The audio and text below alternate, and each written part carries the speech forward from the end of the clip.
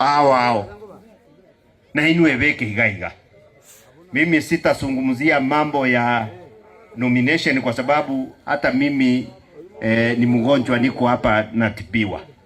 Kwa hivyo sitazungumzia kwa sababu mimi ni mgonjwa, siwezi kuwa daktari, lakini Mheshimiwa Orekenta yuko hapa atazungumzia chambo ya nomination. Najua Mheshimiwa, chuzi tumeenda masishi mahali, rafiki yetu mmoja hapa anatafuta kiti hapa, akasema yeye ameweka kiti ya ubunge mfukoni.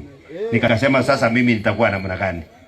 So kwa hivyo lazima utuhakikishie wote kuwa utatutuma sisi tuende tukapambane na hao wananchi waamue mambo ya nomination, ili tuwe na uwazi katika ile nomination. Kila mtu aende kwa wananchi wamchague yule ambaye watachagua, sisi tutaingia nyuma, ama namna gani?